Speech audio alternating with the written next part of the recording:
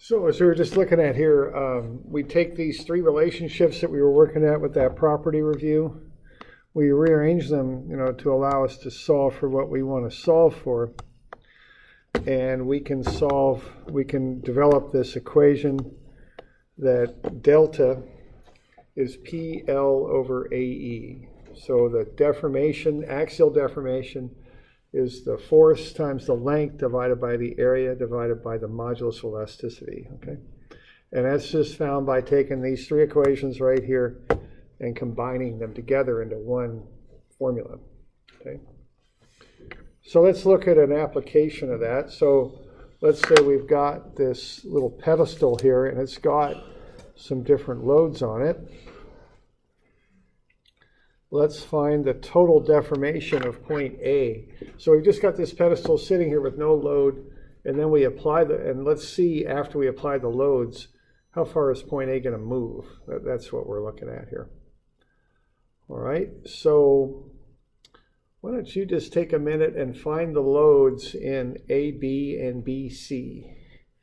So what are the loads in those two pieces of that pedestal? What's the internal load in AB and what's the internal load in BC? Okay, let's take a couple minutes and see if we can get those worked out. Because the internal loads are what make things deform. They're what we want to know when we do strength of materials, okay? The internal loads.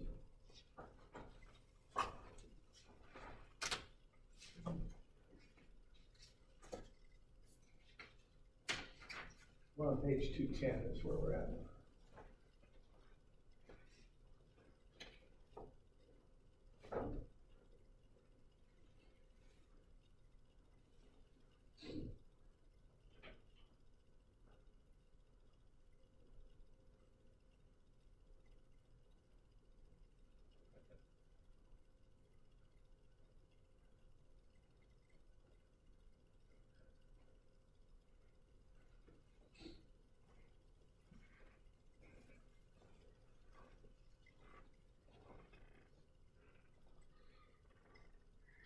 So start by getting that reaction. How hard is the floor pushing on the pedestal?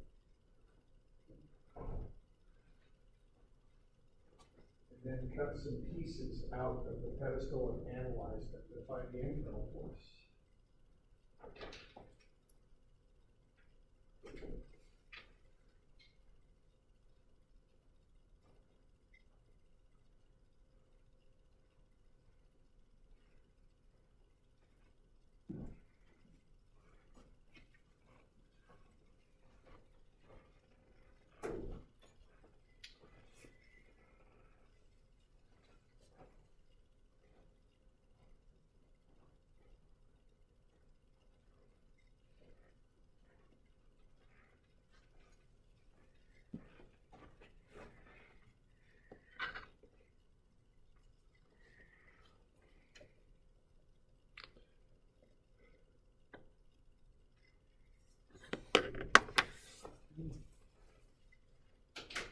Get that reaction there.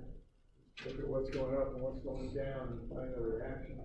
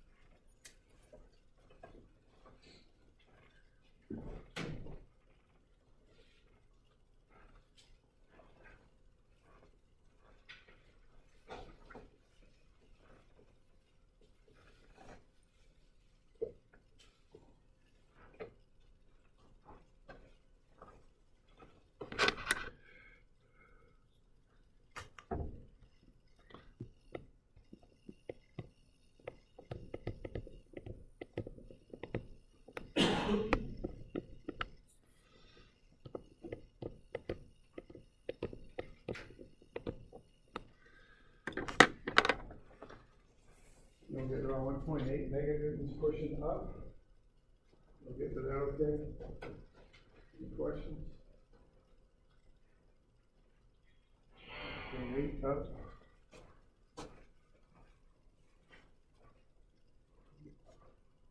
Just some FY, I'll get you that, okay?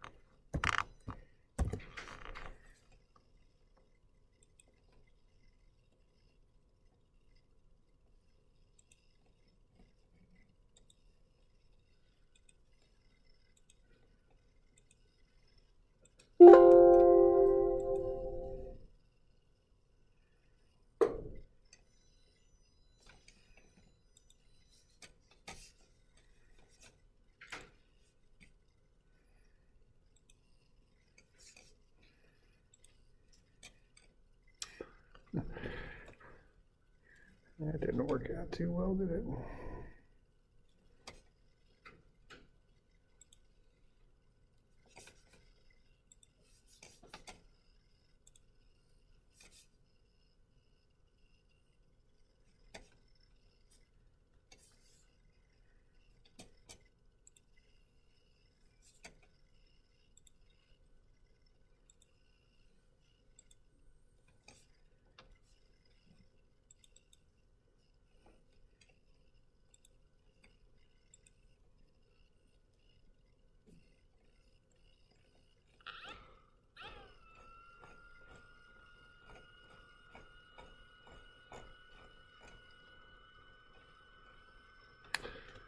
So I've been getting 1.8 meganewtons. Any questions on that? Okay, so we got 0.6 up and 2.4 down. So sum of Fy, we get RC up minus the 2.4 plus the 0.6, so RC is 1.8 up. Okay, we okay with that? Okay.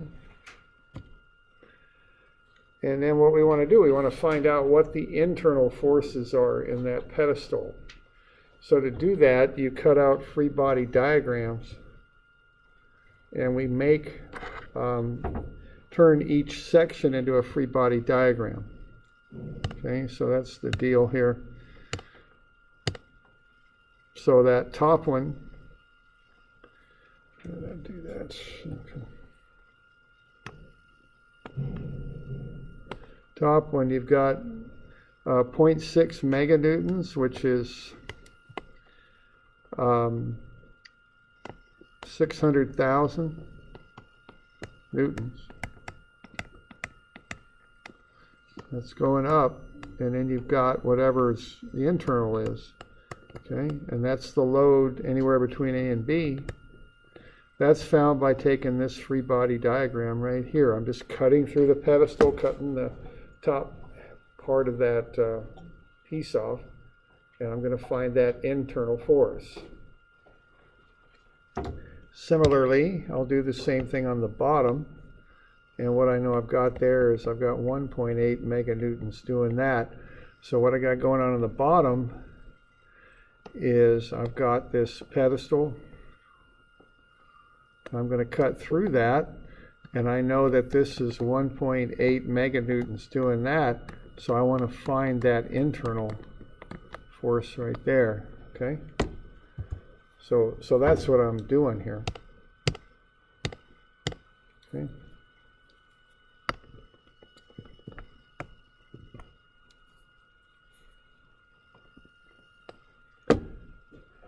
So we okay with that? And then what we want to do is just solve for those internal forces. So what's happening is that top part of the pedestal is getting stretched out with 600,000 newtons tension, and the bottom part is being compressed with 1,800,000 newtons compression. Okay, that's what's going on.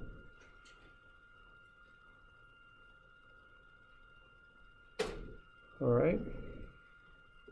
So those are the internal forces. Those are the forces that are inside the material that the material itself reacts to. That's what we want to know in strength of materials. In statics, we deal with the external forces generally, but here in strengths, we go inside, okay? Because that's what directly affects the material. All right, so now I've got those loads, and then it's just a matter of putting together P, L, A, and E. And when I have these kind of regimented equations, I often just set up charts because it's just cleaner and less errors and all that. So I just set up a chart like that. I put the units on the left.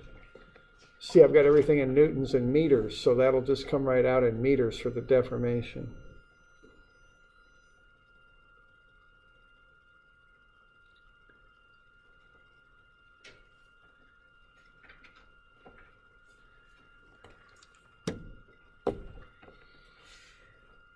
So I just get everything lined out. See, I've just found the loads. I can get the lengths off the sketch. The areas I've already calculated over there on the right. And then the modulus I've got is 22 gigapascals. So I've got everything I need. I can do delta SPL over AE and just work it out. Okay, and what I'm going to get, see, I've got two different pieces to this pedestal. I've got the smaller one on top, and it has its own individual load, its own individual length and area. And then the bigger one on the bottom, again, has a different load, different area, different length. So I break it up into two pieces. I'm going to find what's happening in each piece, and then I'll add the results together. A little bit like that homework problem we just went over. Not quite the same, but same sort of idea. We add the parts together to get the whole. That's the idea, okay? So then it's just a matter of plugging everything in here. Okay, so 600,000, 0.7, and 0.001257, and 22 times 10 to the 9. Those are the values for AB, and then the compressive one is negative for the bigger one. Yeah, question there. And then for the compression on BC, that's why it's negative, right? Yeah, right, negative compression. And see, there's a reason for that, of course, because it shortens things up. That's why it's negative, It makes things smaller, okay? Pushes on things. And you just plug everything in and find delta. Now, notice I'm paying attention to my units here. I got everything in newtons and meters. That, when I'm doing metrics, everything in newtons and meters, so my delta will come out in meters. When I'm doing English, called imperial units, like what we use in this country, everything in pounds and inches. That way things come out in inches. So I pay attention to that. Okay, I don't want to slip on that because that'll throw things off. You got to watch your units. And just plug in everything and then just run the numbers. It's just a matter of plugging into the formula. So we get positive 0.0152 meters for the top thing because it's stretching. But the bottom one's getting shorter by 0.0340 meters, okay? So the top one's stretching out, but it's on a foundation, so to speak, that's compressing, getting shorter. So the net delta is actually negative, negative 0.0188 meters, so negative 1.88 centimeters.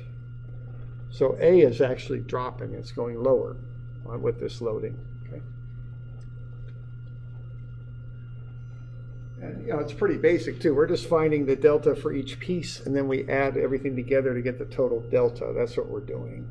There's nothing fancier than that going on. There's not like any sort of fancy effects between the two of them or anything like that. It's just, we're just putting everything together and just adding them up. Okay.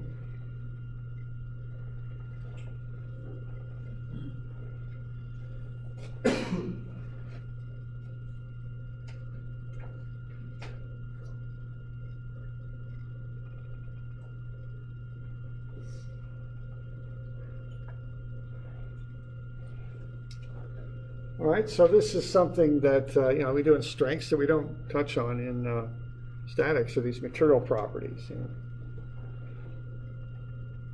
So now if we know the loading, we can find the delta, how much something will deform. And like I said, anytime you load something up, it deforms. It's always that way. Now, you don't often see it, especially with metals or concrete or something like that, but it occurs. Okay.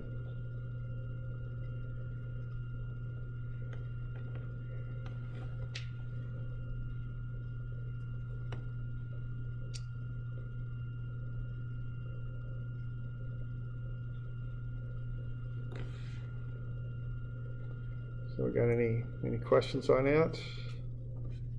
Yeah. Yeah, what does the delta subscript A mean? Is that the deflection point of it? Yeah, okay, yeah, I kind of have some notation here. Thanks, that's probably worth going over. So what I'm saying here is the delta of A, which would be how much A moves after the loads are applied. And I'm saying another way to write that is A with respect to C. In this case, C isn't moving, so that's what that notation means.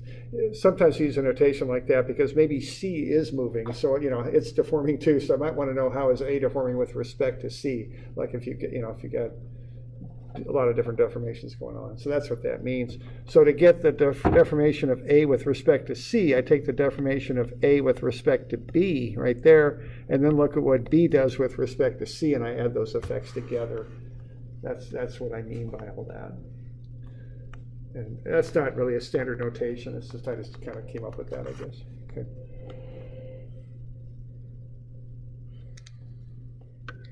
So the net motion of A will be down by a little bit less than 2 centimeters. And again, keep in mind that on these problems, I create really large deformations on this class just so we can look at them and talk about them. In reality, it's like 0.0000. They're quite small in reality. Okay. At some point, I'll have you sketch some of these up, so that's why I often make them big. Okay. So we all right with that? So that's one thing we can do with this stuff is find deformations, deflections. Okay.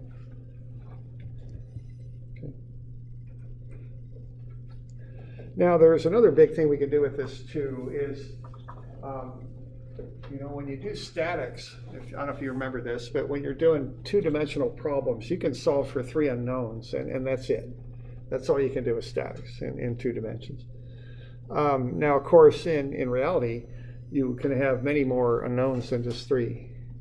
So what you can do with these material properties is go beyond statics and how many unknowns you solve for. You can solve more unknowns if you know about the deformation of the materials and the nature of the materials. The magic number there is E. That's that kind of conversion that gets us from stress to strain and from strain to stress. And stress to strain will also get us from delta to force, if we work with it a little bit, okay? So let's look at that a little bit. Let's look at how you could use strengths to find additional reactions and additional forces that you couldn't just do with statics. Oops. Just cancel that for a second. It doesn't seem to want to have too many of these open. Yeah, I guess we'll just close them, right? See.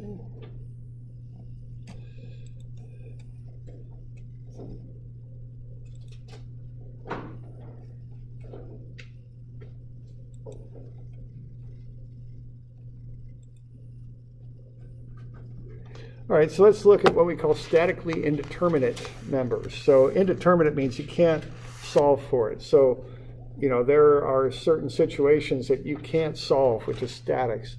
A member is just a general term for some sort of structure or a piece of a structure. Okay, so let's look at some concrete piers with rebar reinforcing. All right.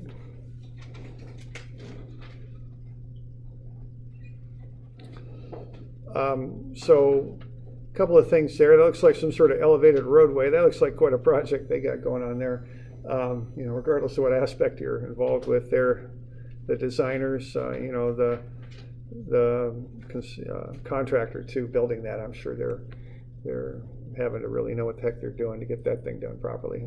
Now, and then the other thing I'll just mention, just looking at that photo, you know, I've kind of talked, I think I did a little bit in this class about being systematic and showing your units and taking your time on your calculations. See, that's a very good example, man. I mean, you know, you screw something up in this class, you get a little red mark, but you screw something up on that one, that would not be good. Okay, if you guys wanted them a foot too high or something, that, you know, that would qualify. That would go in the bad column. Okay, that actually happened to a company I worked with. They had a bridge footing that was they were starting to pour the thing a foot too high, and that wasn't going to go well at all. So they caught it early, but they got into a little bit of a fight about whose fault it was and all that kind of stuff. And so, you know, just slow down a little bit on your calculations. Get in that habit in school. Don't learn the hard way when you start working. In school, I know you're under a lot of time pressure. You're always rushing, but just slow it down a little bit. Watch those calcs, because just look at that thing. I mean, you know, if you're working, man, you want to get those numbers right the first time through, if you can. You know, we all make mistakes. Don't get me wrong, but that's just a good example of, you know, why you want to build good habits now. Right, and the other thing about this is concrete and steel. You know, that's you know, a very common combination. Concrete kind of needs a skeleton to adhere to, for one thing. So they use a rebar to kind of form it up. Well, not to form it up, but to give it kind of a skeleton to adhere to. And the other thing about rebar that's used in concrete is it adds tensile strength. Concrete is very, very strong in compression. You can push on it all day and it won't break, but it doesn't handle loads that pull on it very well at all. Nor does it handle the temperature expansion and contraction very well. So what rebar is kind of a, I don't have any photos of it handy, kind of a real mild steel that's usually cast in a braided sort of pattern. It's got kind of, they're steel bars. They start at about, I don't know, maybe 1/8 of an inch thick or something. I don't know, I don't know quite what the smallest rebar is. I think there might be number 1 bars, so maybe 1/8 up to about 1 inch or more thick. So rebar is used to, you know, to put into concrete to give it tensile strength. Okay, so let's say we're building these piers out of both concrete and steel rebar. Okay, which would run through the length of those piers. Okay. So what's going to happen now if we do that, we've got 2 materials in there.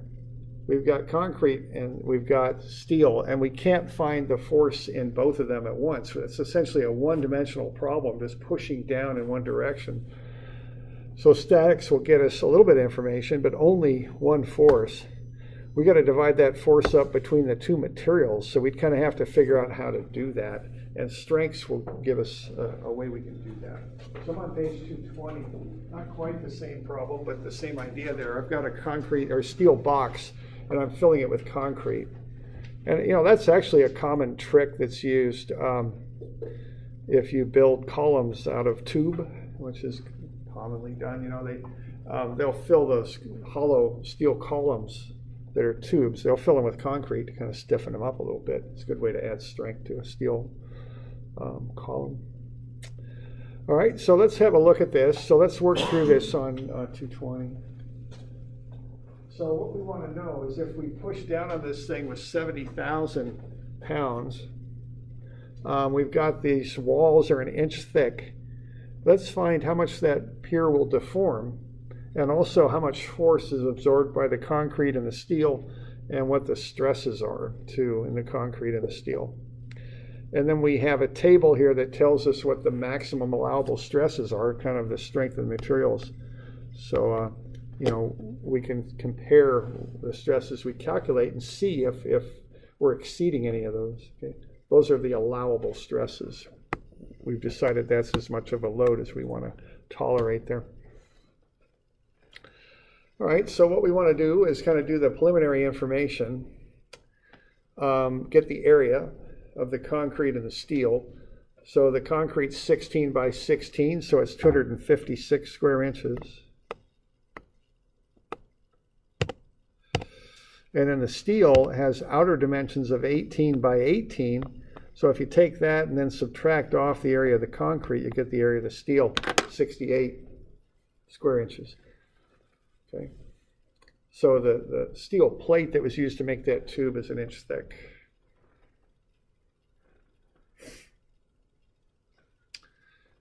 So we want to get areas.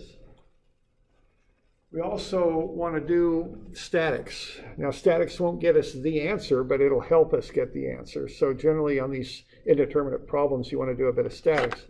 Now on this, it's going to be very simple statics. Sum of Fy is 0. So what we know is that the sum of the steel and the concrete, P for load and S for steel and C for concrete, so PS plus PC is 70,000. So PS is 70,000 minus PC, and PC is 70,000 minus PS, okay?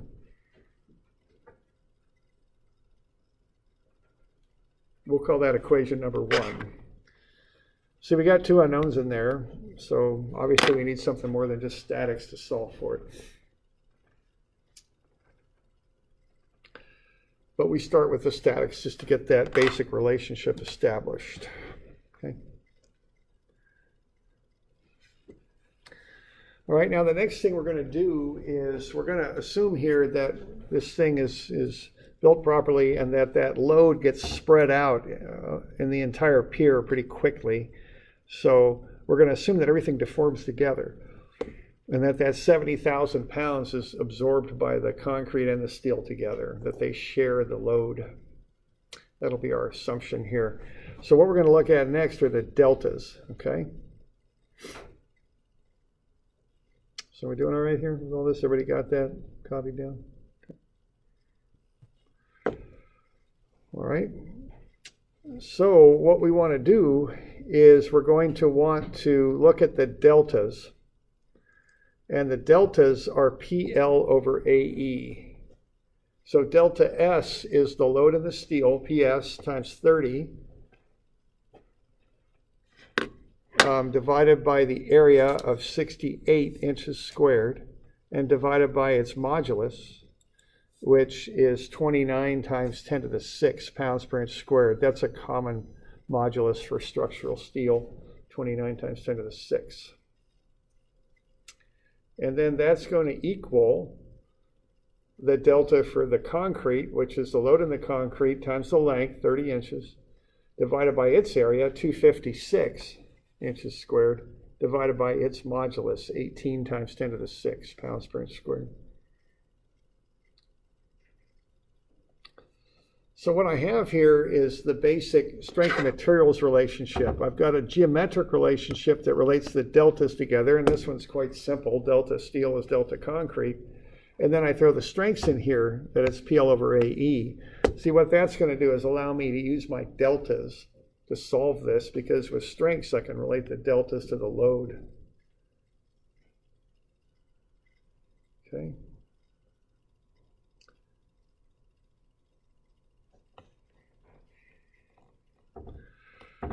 All right, so when I work through that, I get 0.0152 times the load in the steel is 0.0651 times the load in the concrete. So that's equation number 2. That's derived from geometry and strength of materials.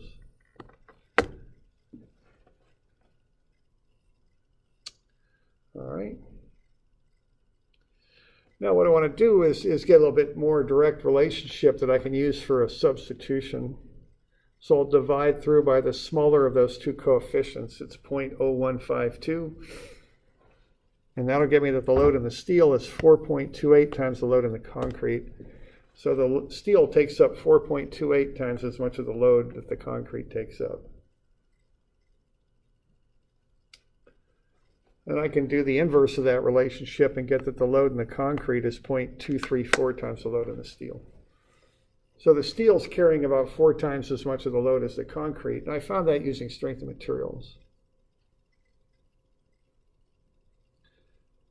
Okay, so what I just did, I just generated a second equation using strength of materials. So now I got 2 unknowns, but I got 2 equations to solve, okay?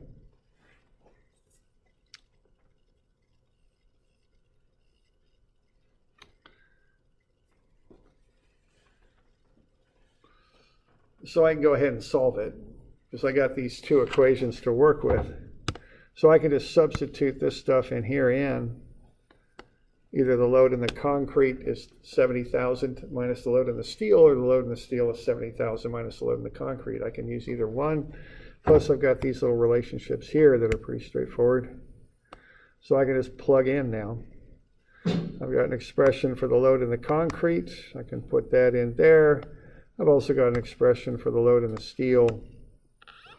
I can do it this way. So I'm really running this, I'm solving it twice is what I'm doing just to illustrate. You don't have to quite do it as thoroughly as I'm doing it because I'm solving it twice is what I'm doing. Okay. Oops. There we go. So we'll do that. Not quite. Okay. So I just plug in my equation 1 into equation 2, and I can solve for the two loads. So the load in the steel is 299,600 minus 4.28 times the load in the steel. So 5.28 times the load in the steel is 299,600, so the load in the steel is 56,742. And then the load in the concrete is 0.234 times 70,000 minus the load in the concrete. So the load in the concrete is 16,354 minus 0.234 load in the concrete. So 1.234, the load in the concrete is 16,354, so the load in the concrete is 13,258. So what I end up with here are two loads, load in the steel, load in the concrete. To check, I add them up, and they add up to 70,000, so that's good. It checks out. Go with the process there? Questions? Okay. And so again, for that equation number 2, I'm building that off of strengths. See, I'm adding to what I can do with statics. I'm adding some strengths to it.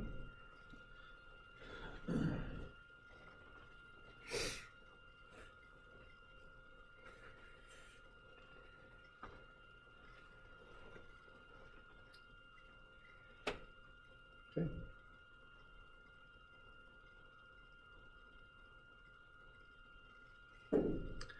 Now I also want to find delta, okay?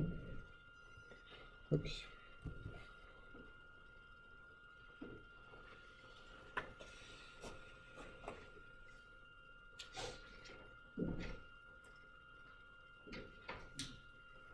So to find delta, what I do, I just use PL over AE and plug in these loads, okay?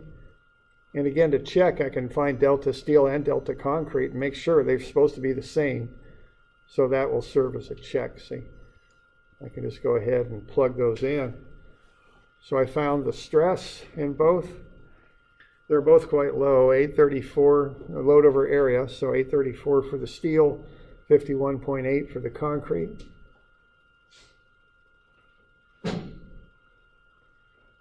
And then I can do PL over AE for both materials, and I get the same delta, 0.000863, which I should, because I'm just basing this process on the assumption they deform together.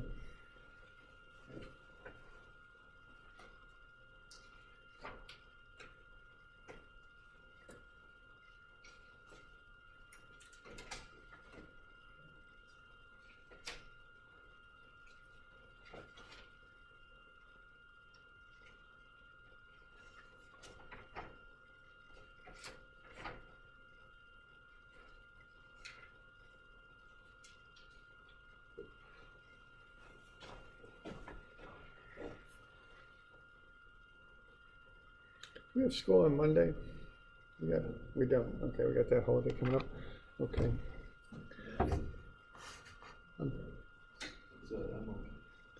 Yeah, I'm pretty sure we get that day off. I'm pretty sure. Okay. All right. So, doing 152 and 161.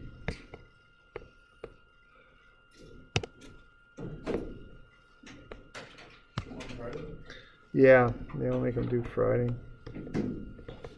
We'll cover them Wednesday.